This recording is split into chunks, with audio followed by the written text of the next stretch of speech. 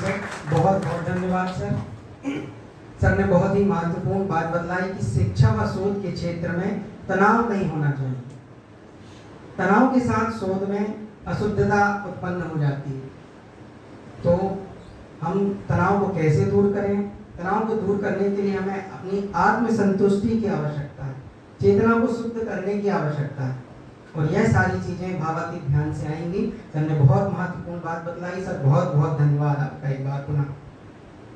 कार्यक्रम के अगले चरण में हमारे सत्र के मुख्य अतिथि जो सामाजिक विज्ञान विभाग के परम विद्वान, सर्वशास्त्र निष्णांत, महान विभूति श्रद्धेय प्रोफेसर वीरेंद्र पाल सिंह महोदय जी, तो मैं निवेदन करता हूं कि आप अपने ज्ञानमयी आशीर्वचनों से इस संगोष्ठी में उपस्थित सभी का ज्ञानवर्धन करें। सर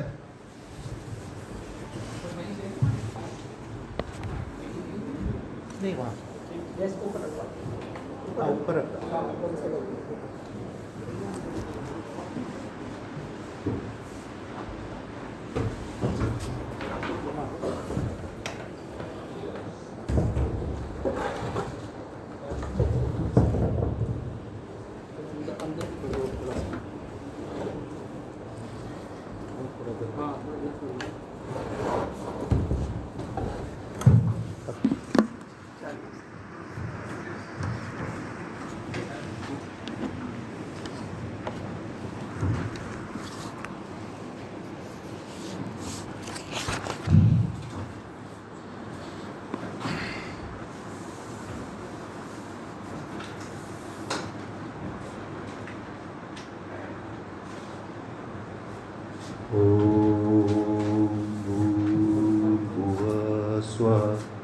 तत्सवितुर्वरेण्यं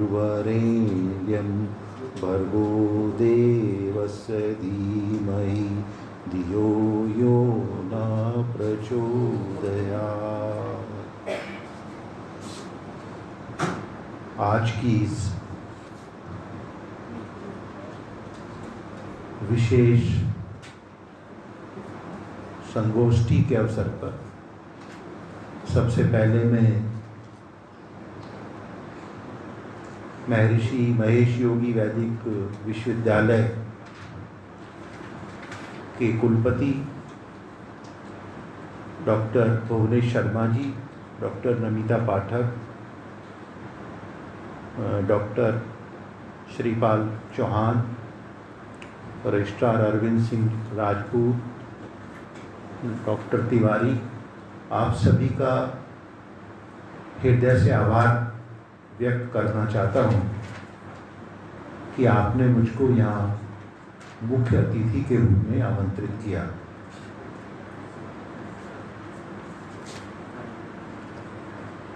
मूल रूप से मैं समाजशास्त्र का विद्यार्थी रहा हूँ,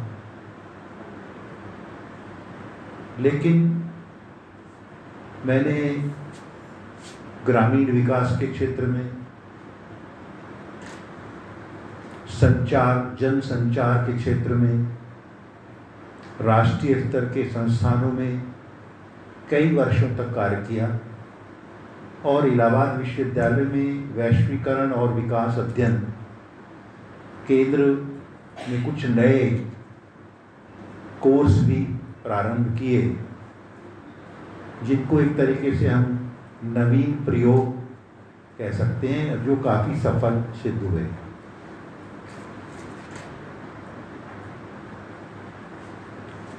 प्रारंभ से ही मेरी रुचि सामाजिक अनुसंधान के क्षेत्र में रही और मूल रूप से मैं अपने को एक रिसर्चर ही मानता हूँ। तो सामाजिक विज्ञान के क्षेत्र में अनुसंधान की पद्धतियाँ, प्रविधियाँ और इसकी जो फिलॉसफी है, इस पर मैंने काफ़ी अध्ययन किया है और अध्यापन भी किया है।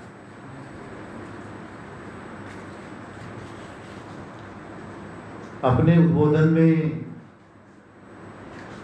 माननीय भुवनेश शर्मा जी ने कुछ आधारभूत विषयों को उठाया है और हमारी जो शिक्षा नीति कैसी हो और जो पाश्चात्य शिक्षा है उसको हम अपनाएं या ना अपनाएं, उससे कैसे सामंजस्य स्थापित करें, और जो हमारी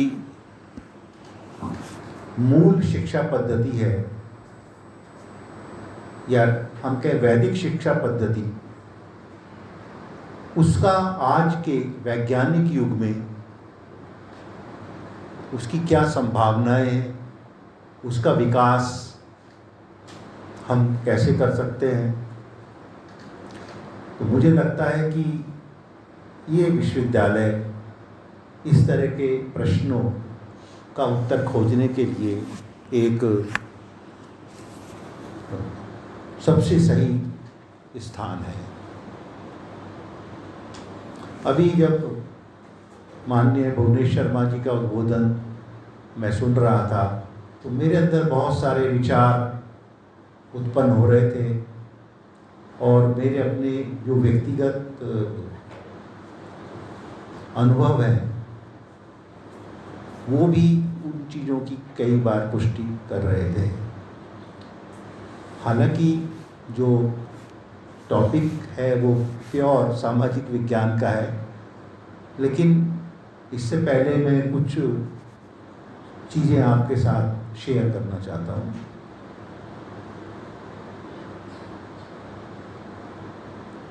जो वैदिक शिक्षा है, अगर हम उसको देखें, मैंने इस पर एक आर्टिकल भी लिखा है। तो हमारी जो शिक्षा व्यवस्था है वो आश्रम व्यवस्था रही है, और जैसा कि आप जानते हैं कि जो हमारा यज्ञोपवीत संस्कार होता है 12 वर्ष की उम्र में होता है, और मूल रूप से शिक्षा प्रारंभ ही 12 वर्ष से होती थी, और शिक्षा के साथ एक और टर्म थी, वो थी दीक्षा। तो हमने क्या किया कि दीक्षा तो हम भूल गए, कराते ही नहीं है। जो कुछ बहुत ही कम लोग हैं जो दीक्षा भी कराते हैं 12 वर्ष के, यज्ञोपवीत कराते हैं। ज़्यादातर तो मैंने देखा है बंगाली समाज में शादी के वक्त यज्ञोपवीत होता है, उसके बिना शादी नहीं होती है, और भी कुछ समुदायों में देखते। तो ये चीज़ें लुप्त हो गई, दीक्षा तो प्राय लुप्ति हो गई, और इसका एक बड़ा कारण रहा कि कई सौ वर्षों तक जो आक्रमण हुए भारतीय समाज में, विशेष रूप से जो यवन आक्रमण हुए, उसमें हमने अपने को सिमेट लिया अपने घरों तक, और जो सामूहिक स्वरूप था धर्म का वो प्राय लुप्त हो गया। तो हम लोग अपने घर में जो करते थे वो है सामूहिक रूप से हम लोग नहीं करते थे। तो ये बहुत बड़ी क्षति हुई हमारे ज्ञान की भी, हमारे पुस्तकालय जला दिए गए, वो ज्ञान भी लुप्त हो गया। तो आज एक बहुत बड़ी चुनौती है हमारे सामने कि उसको हम कैसे पुनर्स्थापित करें। तो ये विश्वविद्यालय उस दिशा में एक बहुत महत्वपूर्ण कदम के रूप में मैं मानता हूँ। इसी प्रकार हरिद्वार में देव संस्कृति विश्वविद्यालय जो पंडित श्री राम शर्मा आचार्य जी के स्वप्न के रूप में प्रारंभ हुआ, वो भी एक बहुत अच्छा कदम है इस दिशा में, और ऐसे और अनेक संस्थान काम कर रहे हैं। तो एक तो मेरा ये विचार है कि क्या एक समन्वय समिति इन विश्वविद्यालयों की बन सकती है? क्या हम एक इंटीग्रेटेड क्यूरिकुलम बना सकते हैं? क्योंकि कार्य तो सब एक ही कर रहे हैं, व्यक्ति का निर्माण। आदरणीय भुवनेश जी ने जो कहा वो सारी चीज़ें कि हम समाज में तो तकनीकी ला रहे हैं, लेकिन व्यक्ति का निर्माण कैसे हो, और वो बिना अध्यात्म के होगा नहीं। जब तक आध्यात्मिक चेतना का विकास नहीं होगा, भौतिक चेतना कितनी भी हो वो आदमी को राक्षस ही बनाएगी, वो मनुष्य नहीं बनाएगी। तो अगर मनुष्य मनुष्य बन जाए तो मेरे विचार से ये समाज के लिए बहुत महत्वपूर्ण कदम होगा। तो हमारे विश्वविद्यालय इस दिशा में कार्य करेगी। एक तो कुछ इस तरह का विचार मेरे मन में आया। दूसरा, कभी कभी लगता है कि विशेष रूप से जो पाश्चात्य वैज्ञानिक हैं वो हमारे धर्म को, हमारी वैदिक शिक्षा को उन लोगों ने पॉलिटिकल रूप से ऐसा दिखाया कि ये तो कुछ नहीं है, नथिंग है, इट इज़ अनसाइंटिफिक, और कहा ये सब रूढ़िवादी है, कंजर्वेटिव है, बेकार है, जाति बेकार है, इसको समाप्त करो और आधुनिक बनो हमारी तरह। और आधुनिक का क्या मतलब है कि आप भौतिक उन्नति करो, और पश्चिमीकरण, आधुनिकीकरण जैसी अवधारणाएं उन्होंने दी जो कि उनके समाज में इवॉल्व हुई थी, वहाँ पर विकसित हुई थी, और एक नेचुरल रूप में वहाँ पे वो विकसित हुई। जहाँ तक विज्ञान का प्रश्न है, पश्चिम जगत में भी एक बहुत महत्वपूर्ण तथ्य ये है कि जैसे हम कई बार इस डिबेट में जाते हैं कि धर्म क्या है और संप्रदाय क्या है। अगर हम क्रिश्चियनिटी या इस्लाम की बात करें तो हम कहते हैं ये संप्रदाय है, मजहब है, ये धर्म नहीं है। धर्म तो सनातन धर्म है, और सनातन धर्म की जो एक बड़ी विशेषता है, और ये अपने आप में ही एक वैज्ञानिक पद्धति का अनुसरण करता चला आ रहा है। हमारे जो आश्रम थे वो मात्र यज्ञ करना या इस तरह की आध्यात्मिक अनुष्ठान करना वहीं तक सीमित नहीं थे। वो एक पार्ट था। इसके अलावा हर ऋषि का एक भौतिक क्षेत्र में स्पेशलाइजेशन था। जैसे आप अगर रामायण पढ़ें तो उसमें उल्लेख आता है कि विश्वामित्र राम और लक्ष्मण को अपने साथ ले गए यज्ञ की रक्षा के लिए, और वहाँ उन्होंने उनको आयुध की शिक्षा दी, शस्त्रों की शिक्षा दी। तो इसका मतलब मिलिट्री साइंस की रिसर्च उनके आश्रम में होती थी, जहाँ इस तरह के जो शस्त्र है वो विकसित किए जाते हैं, जो दिव्य अस्त्र जिनको हम कहते हैं। अगर आज हम कहें एटम बम को ये दिव्य अस्त्र है या मिसाइल एक दिव्य अस्त्र है, तो ये सारे अस्त्र शस्त्र उस टाइम भी विकसित थे। तो विज्ञान और आध्यात्म अलग नहीं थे। इसी तरह हम योग की बात करते हैं, इसी तरह हम आयुर्विज्ञान की बात करते हैं। तो ये सारे जितने भी भौतिक विज्ञान थे और आध्यात्म, ये एक दूसरे से इंटीग्रेटेड थे, ये अलग अलग नहीं थे। और मैंने एक आर्टिकल लिखा है और उसमें मैंने ये अर्थशास्त्र से कौटिल्य के कोट किया है। तो उन्होंने बताया कि उस टाइम कितने प्रोफेशंस थे भारत में। ये मैंने मेडिकल प्रोफेशन के संबंध में एक पेपर लिखा था, तो मैंने इसको एंशिएंट टाइम से लेके पूरा अभी तक का उसमें डिस्कशन किया है। तो उसमें हम अगर देखते हैं तो उस टाइम पर उन्होंने बताया कि 25 प्रोफेशंस थे उस टाइम पर, जिसमें चिकित्सा भी एक प्रोफेशन के रूप में था, उद्योगों का भी स्पेशलाइजेशन था, वाणिज्य और ये सारी चीज़ें।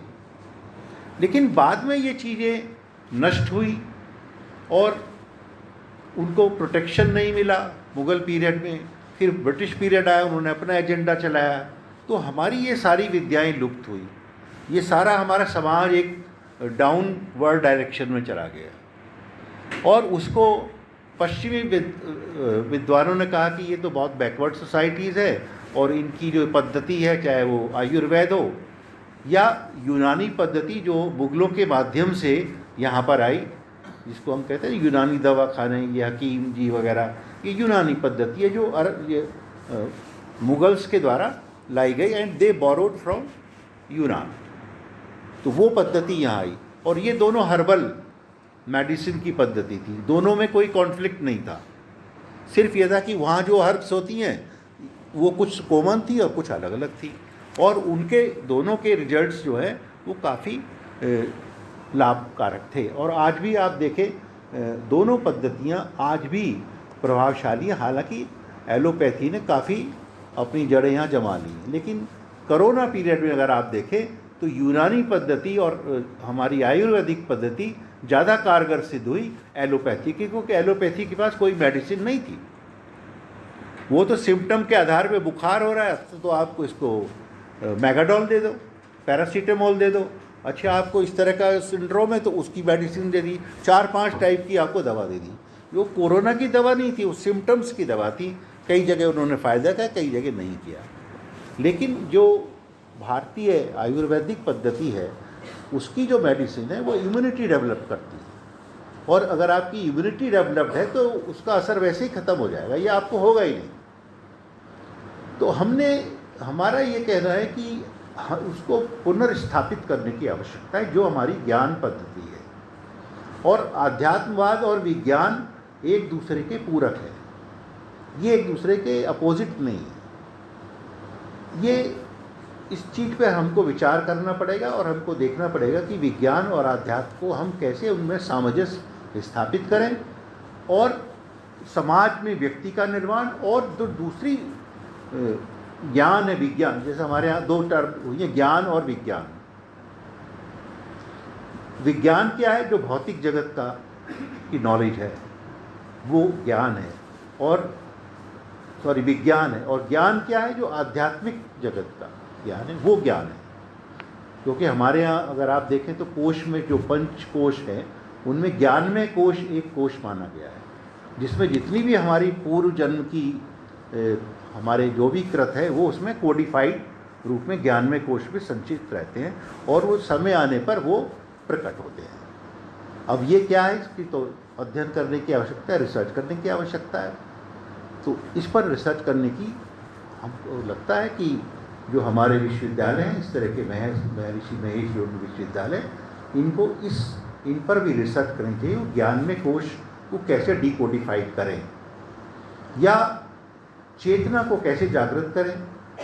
जो आध्यात्मिक चेतना है वो तो सुप्त होती है, जब हमारा जन्म होता है तो उस वक्त सुप्त होती है, उसको जागृत करना पड़ता है, और गुरु के माध्यम से या दीक्षा के माध्यम से, जप के माध्यम से, ध्यान के माध्यम से जागृत होती है, और फिर उसका विकास होता है, और हमारी आध्यात्मिक चेतना वो विकसित होती है। तो भौतिक चेतना वो अलग है। इन दोनों में कैसे हम सामंजस्य स्थापित करें, किस तरह से हम अपनी अनुसंधान को आगे बढ़ाएं, तो ये कुछ पॉइंट्स हैं जो मेरे को समझ में आ रहे थे उस टाइम पर, कि मेरे लेक्चर का पार्ट नहीं थे, but I want to share these things with you. थोड़ा पानी, कोई गिलास नहीं क्या?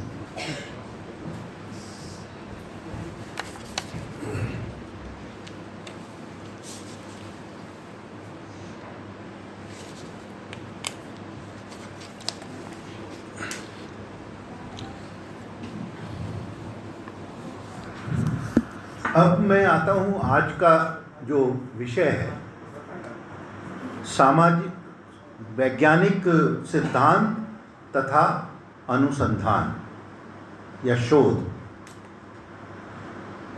बेटे बैठो, आप लोगों को मतलब की चीज़ है ये। हाँ,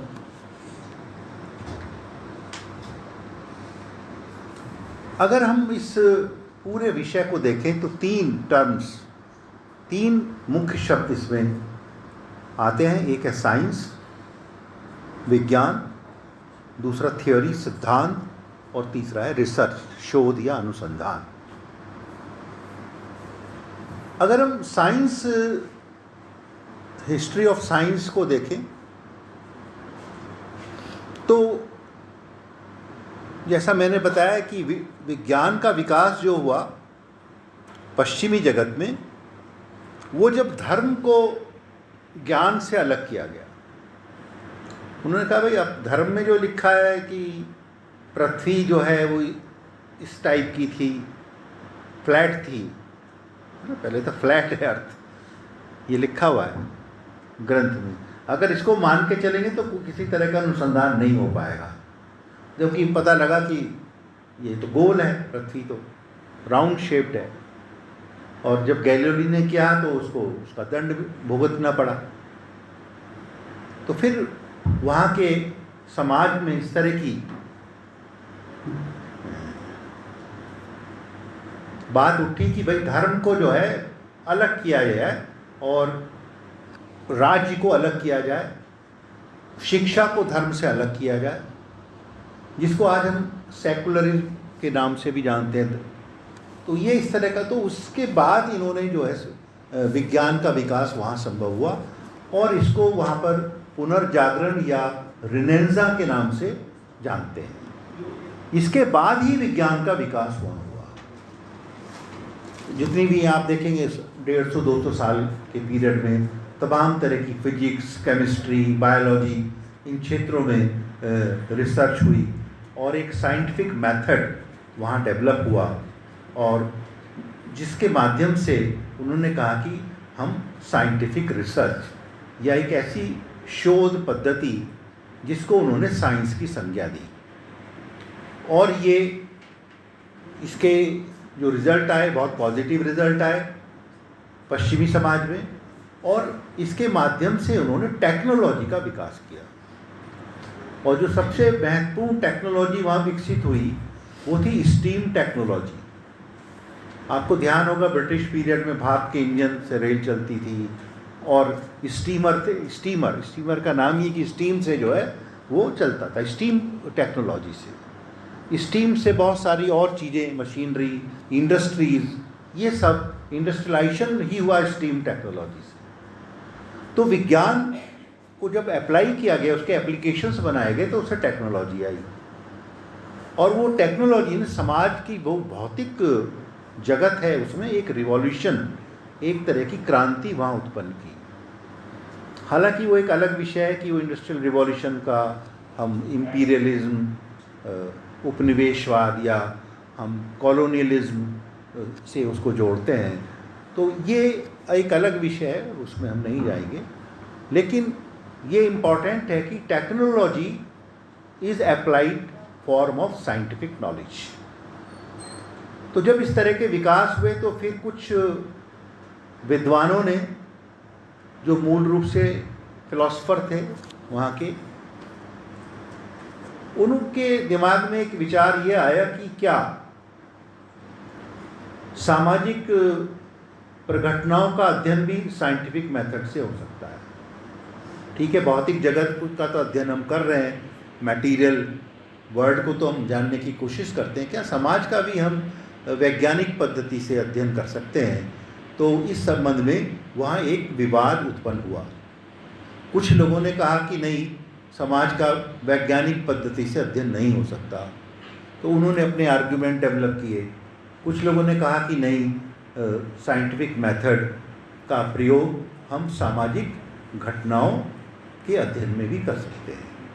तो यहाँ से इस विचार के साथ ही सामाजिक विज्ञानों का उदय हुआ और ये जो एक बहुत इम्पॉर्टेंट क्वेश्चन अराइज हुआ वो ये था कि whether scientific method can be applied for the study of social phenomena.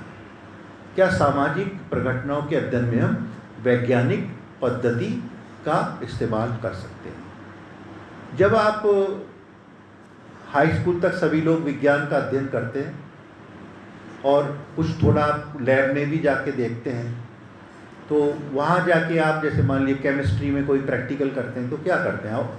पहले लिखते हैं ऑब्जेक्टिव, उसके बाद लिखते हैं ऑब्जर्वेशंस। ऑब्जर्वेशंस मीन्स आप देखते हैं, उसको ऑब्जर्व करते हैं कि भाई उसका रंग कैसा है, वो ठोस है, तरल है या गैस है, ठीक है ना। इसके बाद उसका टेस्ट कैसा है, ये भी होता है ना भाई, क्या कैसा टेस्ट है। पोटेशियम साइनाइड का टेस्ट करने के चक्कर में बहुत सारे वैज्ञानिक ही मर गए तो लेकिन वो अध्ययन का एक इम्पॉर्टेंट पार्ट है। सूंघना, जो हमारी जो इंद्रियां हैं उसके माध्यम से हम उसको स्पर्श करके देखते हैं कैसा, उसकी सतह कैसी है, पाउडर फॉर्म में कि ठोस फॉर्म में, तरल फॉर्म में। इसके अलावा हम फिर उसकी अनेक क्रियाएं करके देखते हैं दूसरे से, इसका गुण कैसा है, अम्लीय है, क्षारीय है या न्यूट्रल है। ये सारी चीज़ों का अध्ययन हम करते हैं। तो हम जो है उसका वस्तुनिष्ठ अध्ययन करते हैं। तो विज्ञान उसको देखता है कि भाई इंद्रियों के माध्यम से हम उसको देख सकते हैं, उसको उसका कलर देख सकते हैं, उसको हम वेरीफाई कर सकते हैं। जो भी लिखा है कोई भी वेरीफाई कर सकता है। अगर किसी को पोटेशियम साइनाइड का वेरीफाई करना है तो वो भी कर सकता है, लेकिन उसकी मृत्यु हो जाएगी उसको, लेकिन वेरीफाई हो सकता है। तो ये जो अध्ययन पद्धति है, तो अब हुआ कि क्या सामाजिक घटनाओं में भी इसका अध्ययन हो सकता है, और क्योंकि समाज की जो इकाई है वो व्यक्ति है, और व्यक्ति को हम वस्तु के रूप में नहीं ले सकते, क्योंकि उसके अंदर चेतना होती है, और क्योंकि जो भौतिक पदार्थ हैं वो तो जड़ होते हैं। तो हमारे एक डिस्टिंक्शन है जड़ और चेतन। हालांकि कुछ लोग कहते हैं कि जड़ में भी चेतना उत्पन्न की जा सकती है कुछ विधियों के द्वारा, है ना। पहाड़ों में भी चेतना जागृत हो सकती है। वो एक पता नहीं कितनी उन्नत साइंस रही होगी उस टाइम पर, वो एक अलग प्रश्न है, मैं उसमें नहीं जाना चाहता। लेकिन जो जड़ पे हम एक्सपेरिमेंट कर सकते हैं वो चेतन पर नहीं कर सकते। व्यक्तियों पे हम एक्सपेरिमेंट नहीं कर सकते। हम ये नहीं कह सकते कि भाई हम देखना चाहते हैं कि इस्लाम और हिंदू ये अगर एक साथ रहें तो उनमें मित्रता होगी, क्या एनिमिटी होगी। तो ऐसा करते 10 मुस्लिम और 10 हिंदू को हम एक घर में रख देते हैं 6 महीने के, फिर देखते हैं उनमें किस टाइप के रिलेशन विकसित होते हैं, कॉपरेशन होता है कि कॉन्फ्लिक्ट होता है। इस प्रकार के प्रयोग हम सामाजिक विज्ञानों में नहीं कर सकते। तो ये एक लिमिटेशन है। तो मूल रूप से जब वैज्ञानिक अध्ययन की बात आई तो कई प्रश्न खड़े हुए, और साइंस में अगर आप देखते हैं, एक तो परसेप्शन, प्रिसीजन इन मेजरमेंट। साइंस इस बात पे बल देता है कि किसी भी चीज को आप मेजर करें, उसका मापन करें। जैसे अगर आप देखते हैं कोई भी भौतिक वस्तु, उसकी लंबाई, चौड़ाई, ऊंचाई पूरा नाप लेते हैं एग्जैक्ट, भाई इतने इंच है, इतने मिलीमीटर है, या इतने फिट है। इसी तरह आप वेट देख लेते हैं कि वेट इतना है। बायोलॉजिकल साइंस में भी वेट देखता है आदमी, डॉक्टर की वेट कराओ इनका कितना है, और इनके एज और इनकी हाइट के हिसाब से वेट इनका है कि नहीं है। तो इस तरह के सिद्धांत उन लोगों ने विकसित किए हुए हैं। लेकिन इस तरह का मेजरमेंट करना समाज में बहुत दिक्कत है। हालांकि कुछ स्केल्स और डेवलप किए हैं टेक्निक्स, स्केलिंग टेक्निक्स भी सामाजिक विज्ञान में ये विकसित की गई है, उसमें काफ़ी सफलतापूर्वक किया गया है, उस पर मैं नहीं जा रहा वो भी। तो प्रिसीजन इन मेजरमेंट ये बहुत बड़ी कैरेक्टरिस्टिक है साइंस की, कि आप मेज़र कर सकते हैं कि नहीं।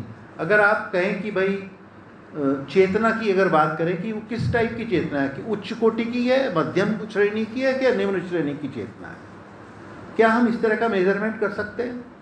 इस पर हम काम करें। दूसरा है प्रूफ, इम्पिरिकल प्रूफ, कि आप इंद्रियों से उसको एक्सपीरियंस कर सकें, उसको देख सकते हैं आप। ऑब्जर्वेशन जो है कहते हैं, जो मैंने बताया, उसका टेस्ट देख सकते हैं, उसका कलर हम देख सकते हैं, और उसके गुणों का हम अध्ययन कर सकते हैं। और एक ऑब्जेक्शन आया कि साहब एब्स्ट्रैक्शन पॉसिबल नहीं है। एब्स्ट्रैक्शन का मतलब है कि किसी चीज़ को हम, पर्टिकुलर गुण को हम एक जनरल गुण के रूप में हम देखें।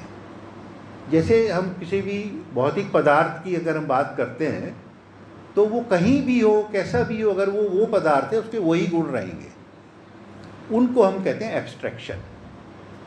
दूसरा है डेस्क्रिप्शन, क्या हम उसको डिस्क्राइब कर सकते हैं? हाँ, फिजिकल उसमें तो हम डिस्क्राइब कर देते हैं, लेकिन क्या हम सामाजिक गुणों को भी डिस्क्राइब कर सकते हैं लोगों के, या सामाजिक घटनाओं को भी हम डिस्क्राइब कर सकते हैं?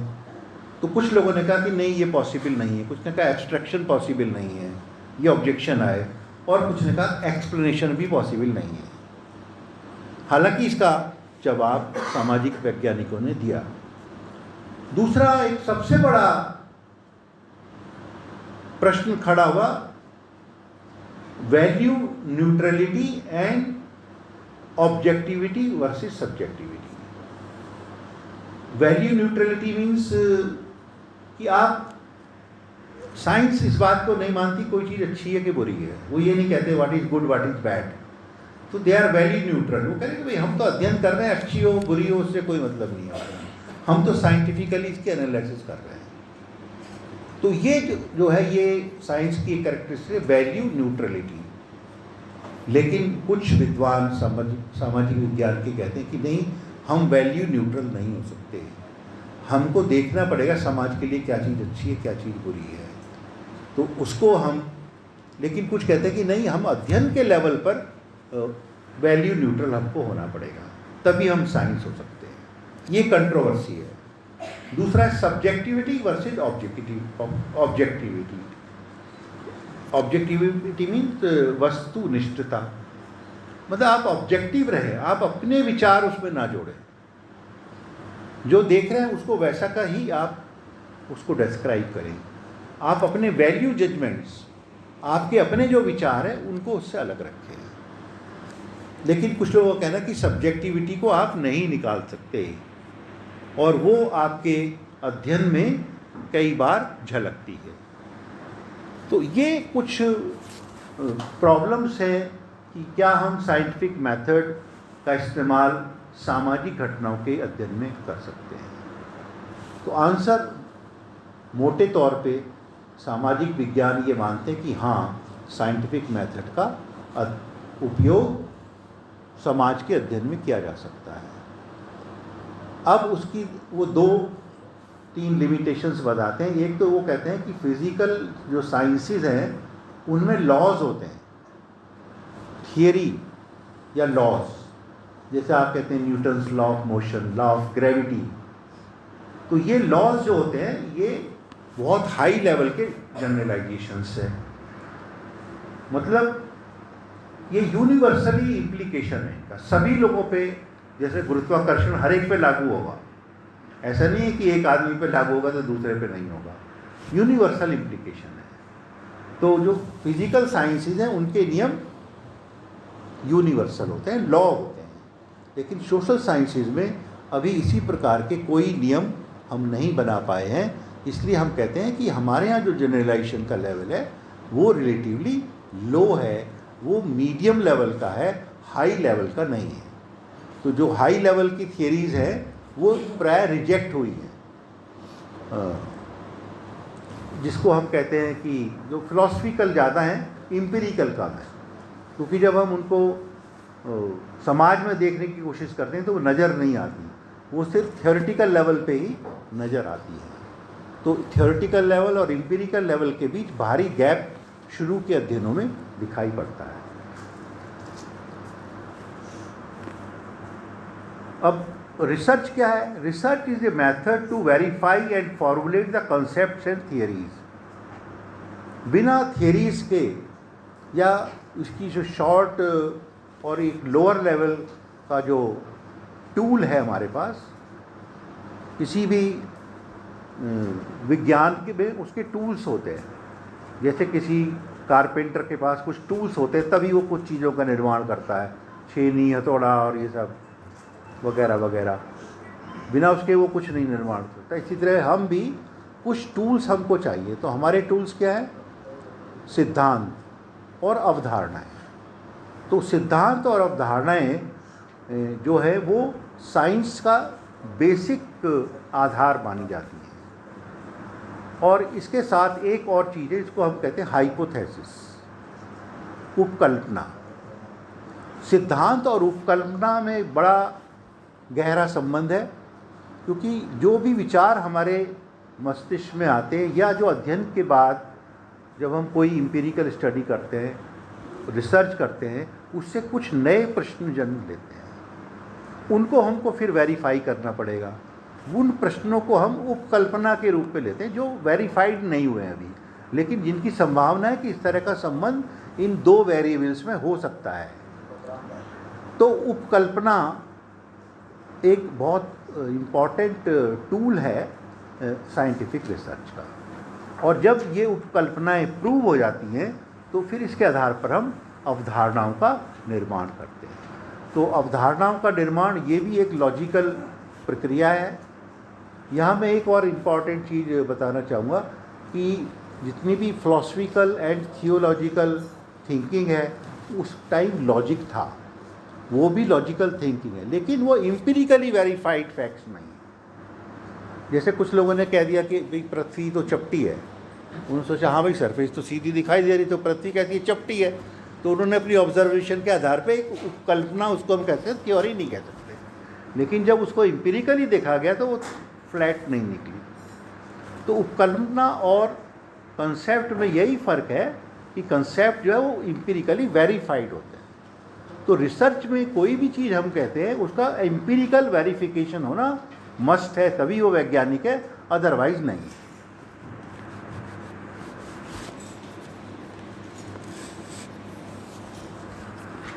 दूसरा एक और इम्पॉर्टेंट डिस्टिंक्शन है वो इंडक्शन एंड डिडक्शन है।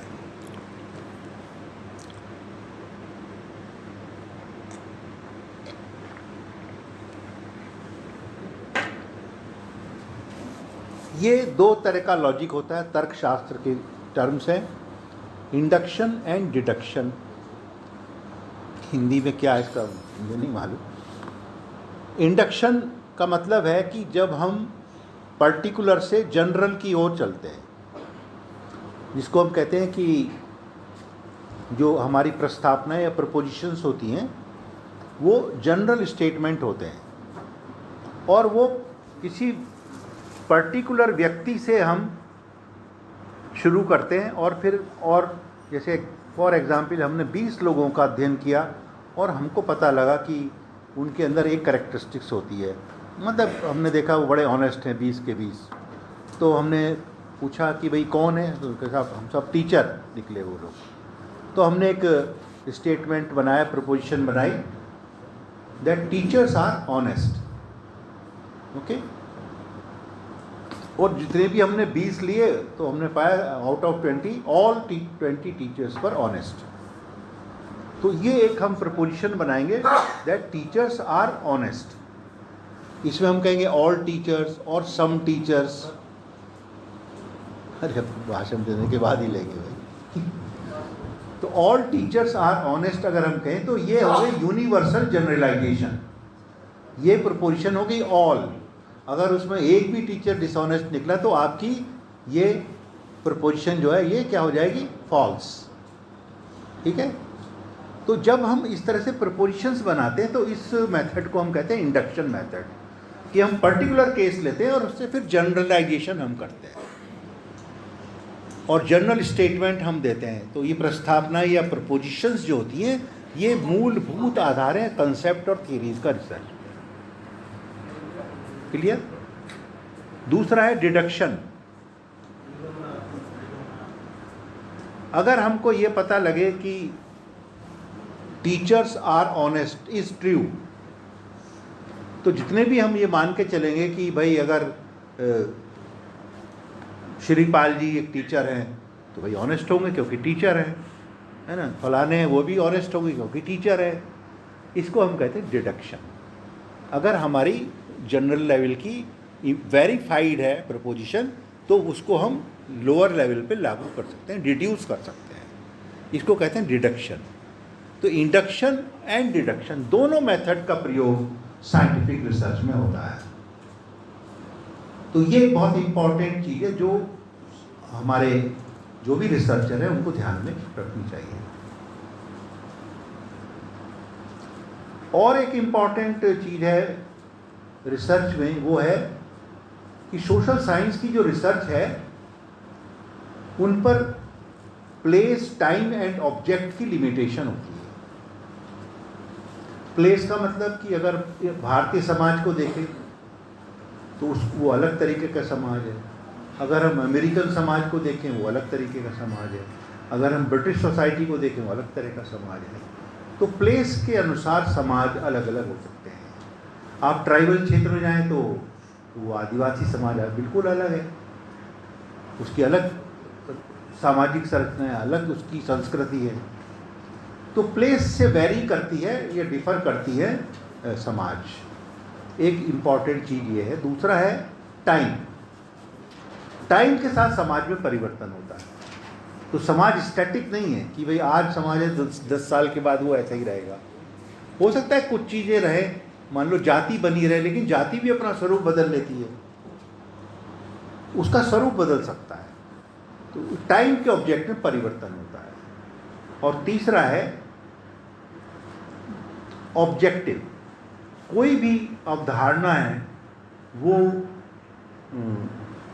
कहीं लागू होती है, कहीं लागू नहीं हो सकती, तो वो भी वैरी कर सकती है। हो सकता है कहीं वो एग्जिस्ट ही ना करती है।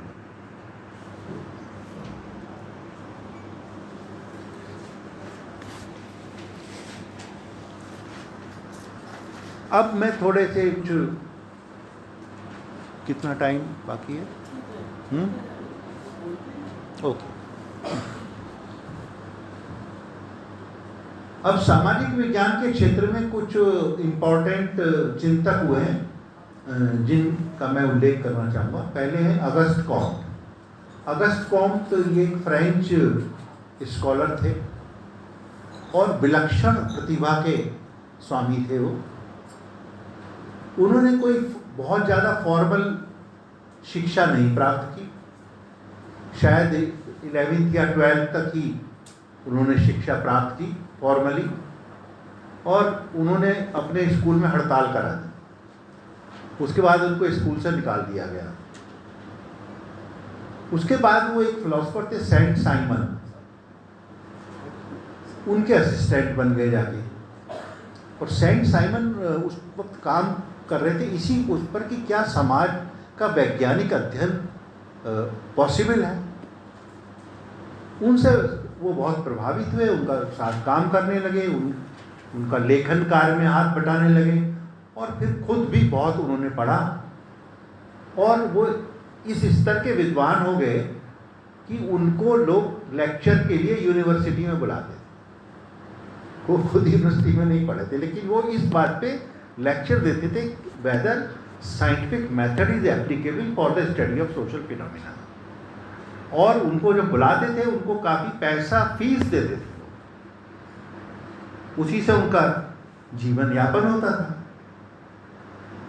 तो उन्होंने कहा कि समाज का वैज्ञानिक अध्ययन पॉसिबल है, और उन्होंने एक पुस्तक लिखी, उसका नाम है पॉजिटिव फिलॉसफी। और उन्होंने एक सिद्धांत का प्रतिस्थापन किया जिसको कहते हैं पॉजिटिविज्म। उसको कहते हैं प्रत्यक्षवाद। क्यों श्रीपाल जी? हिंदी में प्रत्यक्षवाद। और ये प्रत्यक्षवाद एमए में समाजशास्त्र में पढ़ाया जाता है अगस्ट कॉम्ट का। तो प्रत्यक्षवाद क्या है? प्रत्यक्षवाद यही है कि साइंटिफिक मेथड और scientific study of the social phenomena is possible. और उन्होंने इस सिद्धांत को प्रतिपादित किया अपने पॉजिटिविज्म।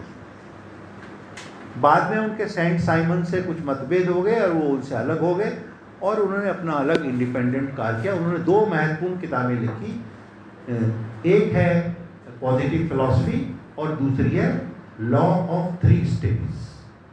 तो उन्होंने कहा कि पहले फिजिकल साइंस डेवलप हुई, फिर बायोलॉजिकल साइंसेज डेवलप हुई, and now in the 3rd stage now we have to develop social science. तो ये अगस्ट कॉम्ट का इस दिशा में महत्वपूर्ण परिवर्तन है सोशल साइंस रिसर्च की दृष्टि से। इनके विचारों को आगे बढ़ाया एक दूसरे फ्रेंच समाजशास्त्री हुए हैं, उनका नाम है इमाइल दुर्खाइम। इमाइल दुर्खाइम को समाजशास्त्र में सामाजिक चिंतकों में पढ़ाया जाता है। इन्होंने इस बात की पुष्टि की और इसको और आगे बढ़ाया, और उन्होंने एक किताब लिखी। उस किताब का टाइटल था रूल्स ऑफ सोशियोलॉजिकल मेथड। और ये बहुत महत्वपूर्ण, उन्होंने बताया कि वैज्ञानिक अध्ययन हम कैसे कर सकते हैं समाज में। तो उन्होंने कहा कि एक तो treat social facts as object. जैसे साइंस की अपने अध्ययन की वस्तु को ऑब्जेक्ट के रूप में लेती है, आप भी सोशल फैक्ट्स को ऑब्जेक्ट के रूप में लीजिए। दूसरा उन्होंने कहा कि social facts are external to the individual, कि हमारे जो अंदर है, हम जो सोच रहे हैं, जो इंटरनल है, वो सोशल फैक्ट नहीं है। सोशल फैक्ट तब होगा जब हम उसको एक्सप्रेस करेंगे, जब हम बोलेंगे। और उनका what are social facts? Social facts are ways of acting, feeling and thinking. Acting, हम लोग जो एक्ट करते हैं, जो एक्शन हम करते हैं, उससे दर्शेगा कि वो हमारा सोशल एक्शन है, वो सोशल है। अगर आप किसी को इशारा करके बुलाते हैं तो एक्शन है वो, but that is social. Veg of acting, feeling, हम कैसा फील कर रहे हैं। तो आप किसी दोस्त से मिलते हैं, यार कोई डाउन लग रहे हो आज, क्या बात? तो यार कुछ ट्रेजेडी हो गई। Feelings, act of feelings and thinking, हम किस तरह से सोचते हैं, वो भी हमारे सोचने के तरीके, पैटर्न्स हैं। तो बोले कि इन चीज़ों का अध्ययन कीजिए, act of, veg of acting, feeling and thinking. And second thing उन्होंने कही that these social facts are external to the individual। ये अंदर नहीं है, बाहर है, उससे बाहर की तरफ है, ये एक्सटर्नल है। जो हम एक्शंस करते हैं, जो हम देख सकते हैं, जिनको हम इंद्रियों से समझ सकते हैं, सुन सकते हैं। एंड थर्ड उन्होंने इंपॉर्टेंट चीज बताई कि they can make a constraint on the individual.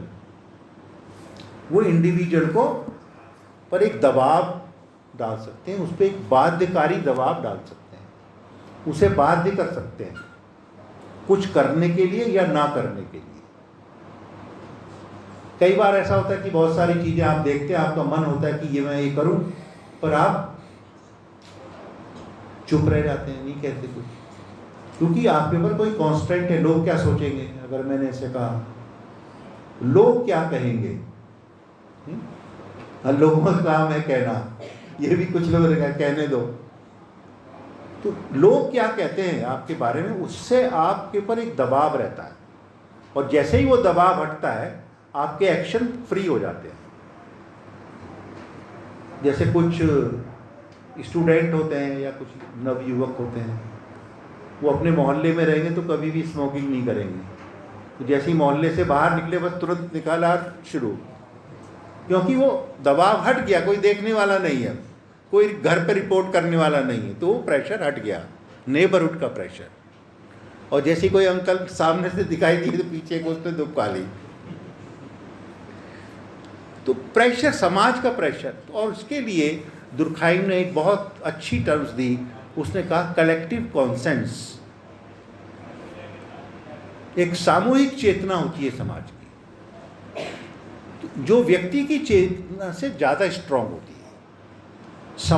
सामाजिक चेतना और व्यक्ति की चेतना को कई बार वो ओवर पावर कर देती है, लेकिन कई बार व्यक्ति की जो चेतना है वो समाज को ओवर पावर कर देती है। कैसे? जब कोई एक प्रभावशाली नेता हो जाता है तो उसके जो व्यक्तिगत विचार हैं वो पूरे समाज को प्रभावित करते हैं। तो ये दोनों प्रोसेस हैं, व्यक्तिगत चेतना और सामाजिक चेतना। तो इनको हम कैसे समझें, इनके क्या संबंध है, ये सामाजिक विज्ञान के शोध में हम इसको देखते हैं। बहुत डिटेल्स में नहीं जाऊंगा मैं, इतना टाइम नहीं है, क्योंकि दुर्खाइम पे ही 2-3 लेक्चर हो सकते हैं। जी सर। ठीक है। अब एक और विद्वान हुए जर्मनी में, वो भी क्लासिकल थिंकर्स में पढ़ाए जाते हैं, उनका नाम है मार्क्स वेबर। उसको मैक्स कहते हैं, वो मैक्स नहीं है, मार्क्स है, MAX is called in German marks weber. इन्होंने दुर्खाइम से कुछ अलग बात कही। उन्होंने कहा कि अध्ययन की वस्तु सोशल फैक्ट नहीं, सोशल एक्शन होना चाहिए। और उन्होंने कहा कि सोशल एक्शन जो है उसका एक सब्जेक्टिव मीनिंग होता है। दुर्खाइम तो कह रहे हैं कि ऑब्जेक्टिव है, एक्सटर्नल टू द इंडिविजुअल है। उन्होंने कहा नहीं, सोशल एक्शन का एक सब्जेक्टिव मीनिंग है जो व्यक्ति अपने एक्शन के साथ अटैच करता है, जो उसकी इंटेंशन होती है। तो जब आप कोई एक्शन करते हैं तो आप उसके पीछे कुछ इंटेंशन है ना। और कभी कभी आप पूछते हैं कि तुम्हारा मतलब क्या है, व्हाट डू यू मीन, आपने ऐसा क्यों किया। आपने उसको थप्पड़ क्यों मारा? आपकी क्या इंटेंशन थी? उसने कहा नहीं भाई, मैंने तो सुधार करने के लिए मारा, कोई मेरी दुश्मनी नहीं थी इससे पर्सनल, ताकि वो सुधर जाए। My intention was not bad. तो उसने कहा कि हर एक्शन का जो सोशल एक्शन है उसका एक सब्जेक्टिव मीनिंग होता है, जो इंडिविजुअल अपने एक्शन के साथ अटैच करता है तब वो एक्शन करता है। तो उस मीनिंग को समझना चाहिए। ये तो बड़ी मुश्किल वाली बात हो गई कि अब उसका सब्जेक्टिव मीनिंग क्या था, उसको कैसे समझे। तो उन्होंने फिर एक किताब लिखी, उस किताब का नाम है मैथडोलॉजी ऑफ सोशल साइंस। वो जितनी भी मैंने ये साइंस की चीज़ें बताई हैं, वैल्यू न्यूट्रलिटी, एब्स्ट्रैक्शन, इन सब को उन्होंने डील किया। Particularly value neutrality and objectivity पर डिटेल में लिखा है। और उन्होंने कहा कि जो इंटर सब्जेक्टिविटी है that is equal to objectivity. अगर ए व्यक्ति ने भी वही फील किया, बी ने भी वो ऐसा ही किया, सी ने भी ऐसा ही सब्जेक्टिव अनुभव किया, और जब उन्होंने शेयर किया तो पता लगा कि वो ऑब्जेक्टिव है फिर, और इसको हम साइंटिफिक स्टेटमेंट के रूप में ले सकते हैं। दूसरा उन्होंने कहा कि जो वैल्यू न्यूट्रल होना बहुत ज़रूरी है। हालांकि ये बहुत डिफ़िकल्ट है, लेकिन उन्होंने कहा कि सोशल साइंटिस्ट जो हैं वो अपने अभ्यास के द्वारा वैल्यू जजमेंट्स को अलग कर सकते हैं, ये भी संभव है।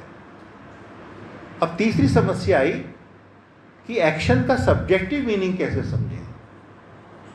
इसका जवाब उन्होंने दिया, उन्होंने एक मेथड बताया, उसको जर्मन भाषा में कहते हैं वर्स्टहेन मेथड, VRSTHEN, वर्स्टहेन, और इसका अंग्रेजी में अर्थ है अंडरस्टैंडिंग। और हम अपने दैनिक जीवन में भी देखते हैं, यार मेरी उसके साथ अंडरस्टैंडिंग नहीं बैठ रही। What is this? We have to understand each other. तो उन्होंने कहा कि अंडरस्टैंडिंग का मतलब है कि आप अपने को दूसरे की जगह रख के देखें। अगर आप टीचर हैं तो आप स्टूडेंट की जगह अपने को रखें कि अगर एज ए स्टूडेंट आपका क्या पर्सपेक्टिव होगा, तब आप उसको समझ सकते हैं एक्शंस को। कई बार टीचर्स कहते हैं इस बात को, कई टीचर्स जब स्टूडेंट को क्रिटिसाइज करने, देखो अरे ये लोग क्या कर रहे हैं क्लास में, ये कहते हैं कि जब तुम थे स्टूडेंट तुम नहीं करते थे ये, you put your self in his place. इसको कहते हैं अंडरस्टैंडिंग। तो उसने कहा इस तरह से हम उसको समझ सकते हैं। ये दोनों विद्वान, ये तीनों हम कह लें, कॉम्ट, दुर्खाइम, वेबर, इनका महत्वपूर्ण योगदान है सोशल साइंस को डेवलप करने में। और इन तीनों ने ही अपने अपने तरीके से ये बताया कि समाज का वैज्ञानिक अध्ययन किस प्रकार हो सकता है। इसके बाद और बहुत सारे विद्वान हैं जिन्होंने इसको किया। टेलकॉट पार्सन्स हैं, रॉबर्ट के मर्टन हैं, और रिसेंटली एंथोनी गिडिंस हैं, जिन्होंने इसको और आगे बढ़ाया। और आज भी सामाजिक विज्ञान के क्षेत्र में जो रिसर्च हो रही हैं, इनके शोल्डर्स पे ही हम बैठे हैं और उसके आधार पे हम अध्ययन कर रहे हैं। जहाँ तक भारतीय समाज का संबंध है, इस विषय में हमको ये देखना पड़ेगा कि ये जो पश्चिमी जगत में जिस तरह की थियरीज़ हैं वो किस सीमा तक हमारे समाज को समझने में सहायक है, और क्या हमको कुछ अपने भी नए कंसेप्ट और थ्योरीज डेवलप करने होंगे। और दूसरा जो मैंने शुरू में कहा कि हम आध्यात्मवाद को, जो सोशल साइंसेज हैं, उसके साथ कैसे उसका सामंजस्य कर सकते हैं अपने विश्वविद्यालयों में, अपने महाविद्यालयों में, या अपनी शिक्षा प्रणाली में। इसके साथ ही मैं इस संगोष्ठी का उद्घाटन करता हूं, और आप सभी का धन्यवाद, सभी को धन्यवाद देता हूं। विश्वविद्यालय के वाइस चांसलर, रजिस्ट्रार, डिपार्टमेंट के हेड्स, और जो भी यहाँ अध्यापक गण हैं, और विद्यार्थी विशेष रूप से, और जो टीचर्स यहाँ उपस्थित हैं, उन सभी का मैं आभार व्यक्त करता हूँ कि आपने मुझे यहाँ आकर अपने विचार प्रकट करने का मौका दिया। उसके लिए धन्यवाद। Thank you. बहुत बहुत धन्यवाद सर। आपने बहुत महत्वपूर्ण बातें हम सबको बतलाई, जिसमें मुख्य रूप से आपने बताया कि आज वैज्ञानिक युग में तकनीकी का विकास तो निरंतर हो रहा है, किंतु इस तकनीकी युग में व्यक्तियों का निर्माण, जो उत्तम व्यक्ति